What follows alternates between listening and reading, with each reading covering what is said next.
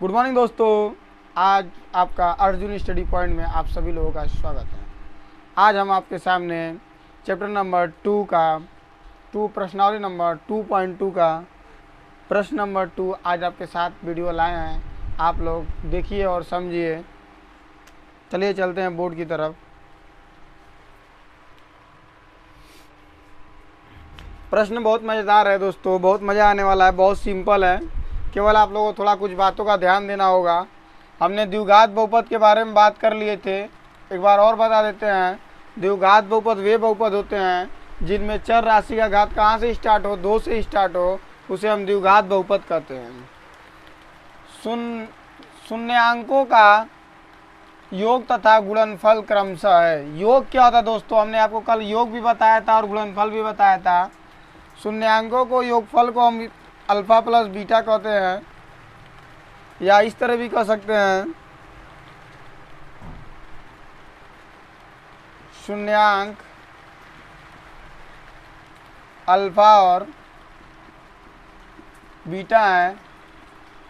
क्यों 2 ही शून्यांक हम मान रहे हैं दोस्तों? हम बता दे रहे हैं कि द्विघात बहुपद में दोस्तों जिनकी घात 2 होती है उनके मूल्यों की संख्या भी 2 होती है और शून्यांकों की संख्या भी दोस्तों 2 होती है। इसीलिए शून्यांक में कितने मानने पड़ेंगे? 2।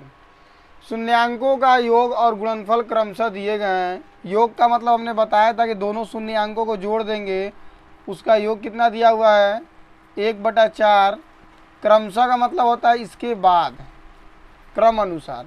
गुणनफल दिया है दोस्तों शून्यांकों का। देखिए गुणनफल का मतलब क्या होता है? दोनों शून्यांकों को गुणा करने पर जो फल प्राप्त होता है उसे कहते हैं गुणनफल। द्विघात समीकरण का एक फार्मूला होता है, आइए उसको हम रख लेते हैं।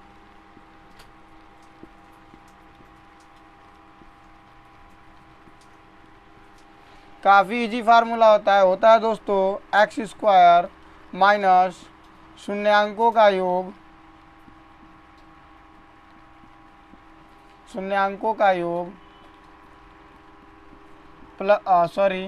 x प्लस शून्यांकों का गुणनफल।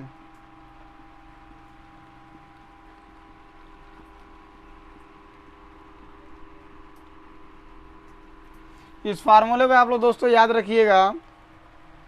चलिए आइए बनाते हैं। x² शून्यांकों को योग को हम क्या कहते हैं? अल्फा प्लस बीटा भी कहते हैं, और गुणनफल को दोस्तों अल्फा इंटू बीटा भी कहते हैं। और प्रश्न में क्रमशः बोला है। क्रमशः का मतलब ये होता है दोस्तों कि एक के बाद एक, मतलब योग के बाद गुणनफल दिया है। योग तो हमने लिख लिया है दोस्तों और गुणनफल भी हमने लिख लिया है। आइए रखते हैं। योगफल का मान कितना दिया है दोस्तों? 1/4। यक्ष है तो यक्ष कोष्टक के बीच में गुणा का चिन्ह माना जाता है। गुणनफल कितना दिया दोस्तों? -1। -1 हमने रख लिया।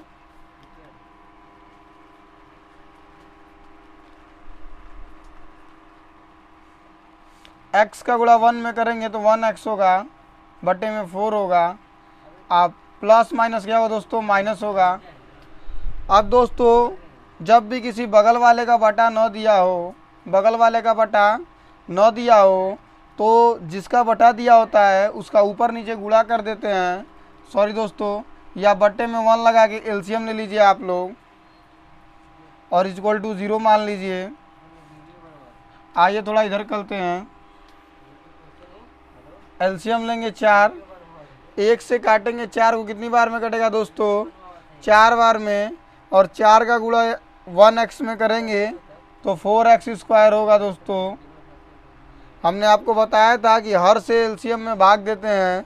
हमने हर से एलसीएम में भाग दिया दोस्तों, तो 1 से 4 में भाग देंगे, कितनी बार जाएगा? 4 बार जाएगा। और जितनी बार जाता है उसका अंश में गुणा करते हैं, तो 4 बार गया है, 4 का गुणा 1 में करेंगे तो 4x² हो जाएगा। माइनस है तो माइनस दोस्तों, 4 से 4 कटेगा कितनी बार में? 1 बार में, और 1 का 1 में गुणा करेंगे 1x ही आएगा। और दोस्तों ये माइनस ही है, 1 से 4 में भाग देंगे 4 बार जाएगा, और 4 का गुणा 1 में करेंगे 4 ही होगा। अब यहाँ पे त्रियक का गुणा कर लेंगे तो 4x² 1x 4 और 4 का गुणा 0 में करेंगे तो 0 हो जाएगा। ये हमारे पास समीकरण ज्ञात हो गया दोस्तों। आप लोग इसका स्क्रीनशॉट ले लीजिए। अब हम बढ़ेंगे अगले क्वेश्चन की तरफ दोस्तों।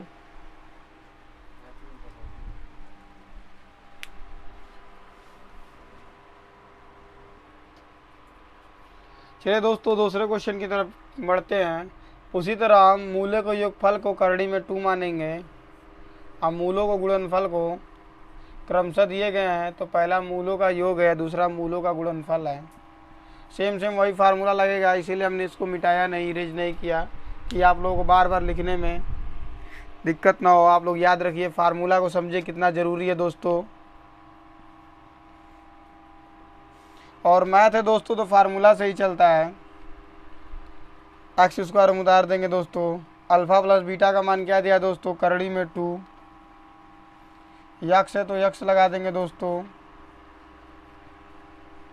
और अल्फ़ा प्लस बीटा का मान, अल्फ़ा इंटू बीटा का मान क्या है दोस्तों, 1/3।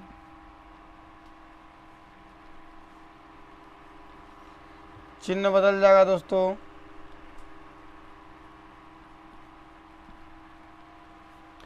अब यहाँ पे दोस्तों ध्यान दीजिएगा कि बगल वाले का बटा नहीं दिया है, बगल वाले का बटा नहीं दिया है और करड़ी के बाहर 1 मान लेते हैं और इसके इक्वल टू 0 मान लेते हैं दोस्तों। तो जब बगल वाले का बटा न दिया हो तो डायरेक्ट जो बटे में संख्या होती है उसके हर से हम ऊपर वाली सभी संख्या में गुणा कर देते हैं। तो 3 में करेंगे तो 3 एकम में 3x², इसमें करेंगे तो 3 करड़ी में 2x और प्लस 1 और 3 में 0 करेंगे तो क्या हो जाएगा 0।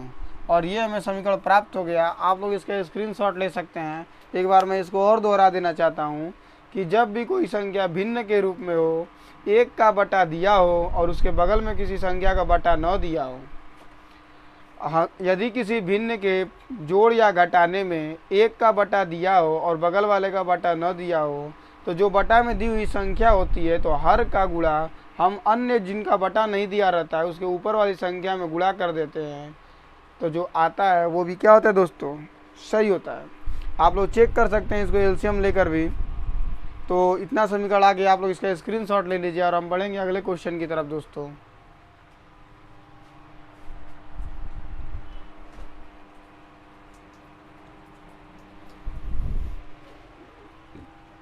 हो गया हो दोस्तों, तो हम फिर उतना ही मिटाएंगे जितना हमें ज़रूरत है।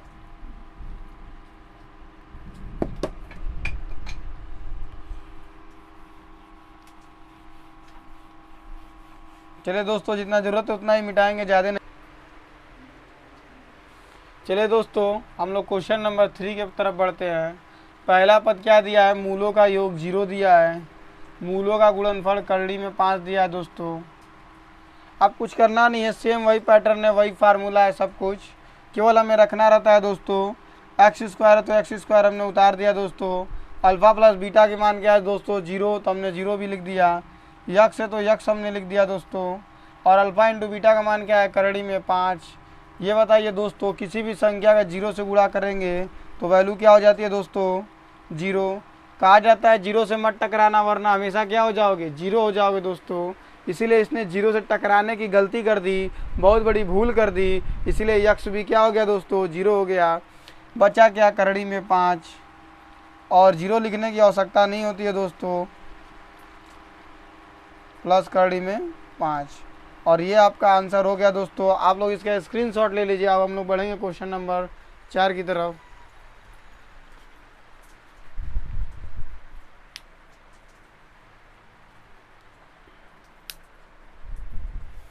बहुत बढ़िया प्रश्न है दोस्तों, काफ़ी आसान है।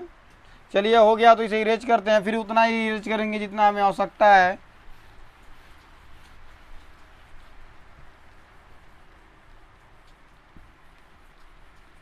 ध्यान दीजिए आप लोग, क्वेश्चन नंबर 4 में दोनों एक है, मूलों का गुणनफल भी और मूलों का योग भी।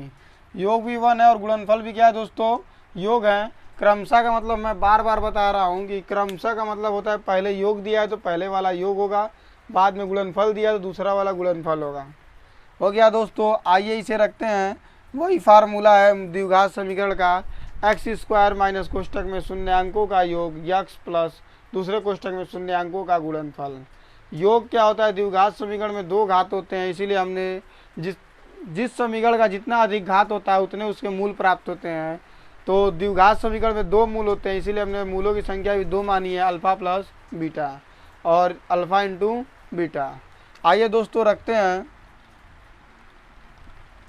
अल्फा प्लस बीटा की वैल्यू 1 है, हमने 1 रख दिया। यक्स है तो यक्स रख दिया दोस्तों। अल्फा इंटू बीटा की वैल्यू क्या है, 1 है तो 1 हमने रख दिया।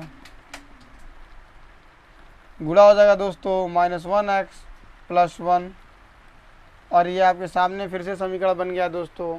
आप लोग इसका स्क्रीनशॉट ले लीजिए। अब हम बढ़ेंगे अगले क्वेश्चन की तरफ।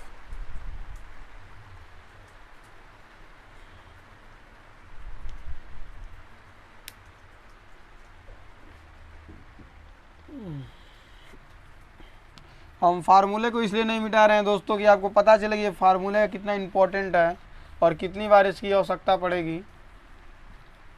जब भी इस प्रकार का प्रश्न आए तो इस फार्मूले का यूज होगा। अब देखिए मूलों का योगफल -1/4 दिया है और मूलों का गुणनफल भी 1/4 दिया है। चलिए x² हमने लिख लिया दोस्तों, माइनस है तो माइनस, अल्फ़ा प्लस बीटा की वैल्यू क्या है -1/4, यक्स है तो यक्स दोस्तों, प्लस है तो प्लस, अल्फ़ा इंटा बीटा की वैल्यू 1/4 हमने रख लिया दोस्तों।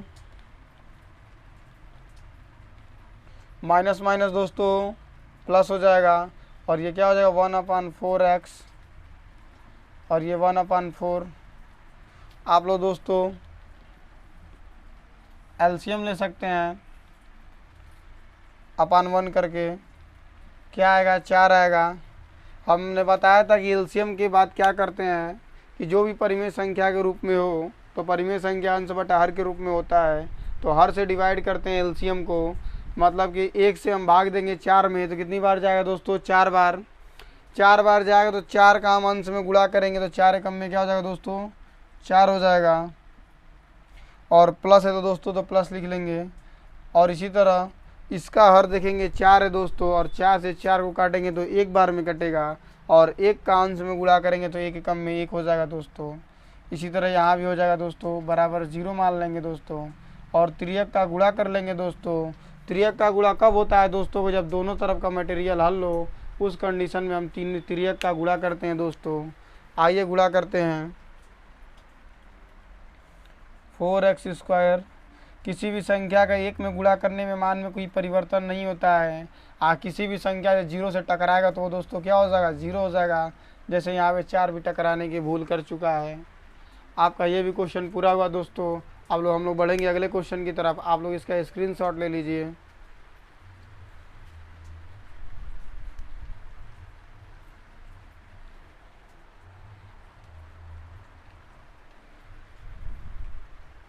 चलिए दोस्तों हो गया, तो हम क्या करते हैं पूरा उतना ही मिटाएंगे जितना हमें आवश्यकता है।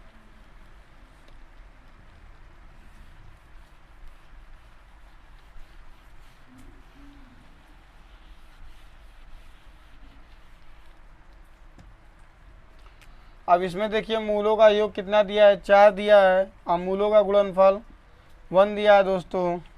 आइए रखते हैं इसे भी।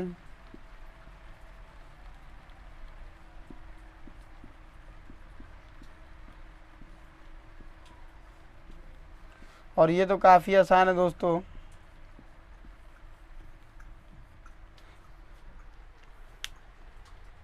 ब्रैकेट हमने हटा दिया और ये आपका प्रश्नावली कंप्लीट हुआ दोस्तों। आप लोग इसका स्क्रीनशॉट ले लीजिए। आप लोग इसका स्क्रीनशॉट लीजिए। आप मिलेंगे आपको हम अगले वीडियो में। रुकिए दोस्तों, थोड़ा सा इरेज कर लें और आज कृष्ण जन्माष्टमी के बारे में आपसे कुछ बातें कर लें। इरेज कर लिया जाता है, क्वेश्चन पूरा हो चुका है।